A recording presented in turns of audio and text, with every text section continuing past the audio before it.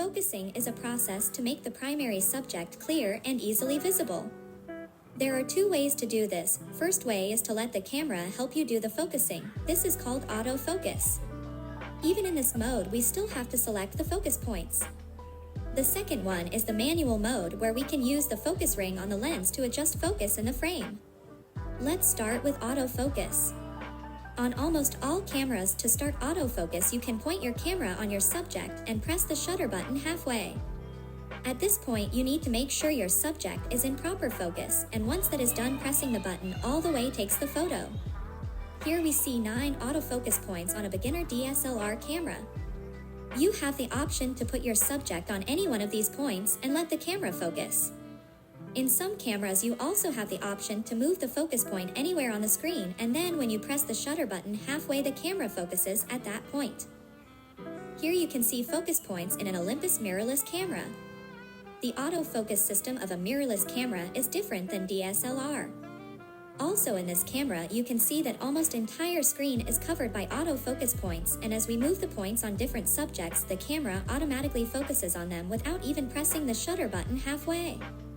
One thing to remember is that autofocus works really well when there is good light, but it struggles in low lighting conditions. Here are some modes that are available in DSLR or mirrorless cameras. The names might be different in your camera, but mostly their functionality is same.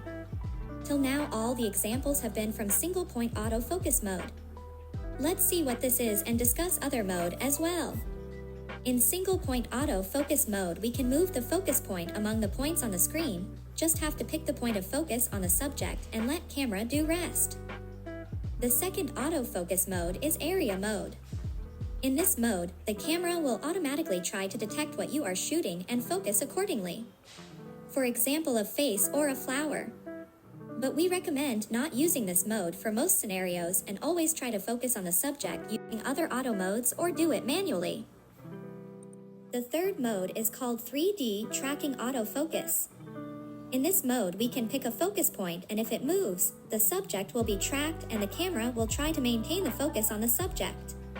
If the subject leaves the frame, you need to refocus and try to keep the subject in the frame. To start as a beginner, try to keep autofocus enabled in single-point autofocus mode only and gradually move to other focus modes with tracking or movement. Second way to focus is using the manual focus mode and to focus manually. In this mode, you need to look into the viewfinder and using the focus rings on the lens, try to bring your subject to focus. Just remember that every lens has a minimum focusing distance, which means that the subject you are trying to focus on has to be at least at the minimum distance from the lens. Please read your lens manual to find minimum focus distance or just experiment with your lenses. There is another important thing we would like to mention. Most lenses these days come with something known as an autofocus motor. This helps the camera to mechanically move the lens to focus properly.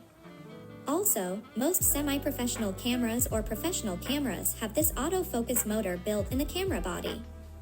This is because there are some lenses which do not have this motor. So, the motor in the camera can drive the autofocus function. Now, if your camera or the lens are missing this autofocus motor, the only option you have is to focus manually.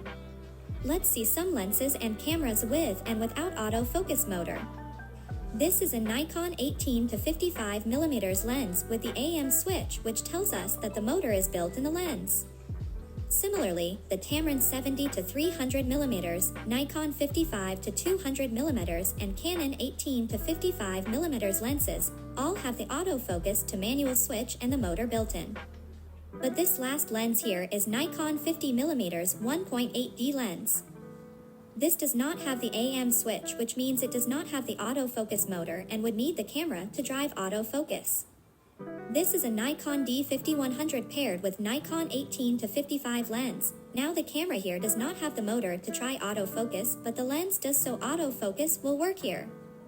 But as you change the lens to Nikon 50 mm, neither the camera nor the lens have the motor, so the only option to focus in this case will be to do it manually. Now let's look at Nikon D80 with same lenses. The D80 has a motor built in the camera body, which means no matter which lenses we use with or without the autofocus motor, we will be able to use autofocus with this camera. Hope you guys understood auto and manual focus from this short video. For any questions on this, please comment on this video or send us a DM.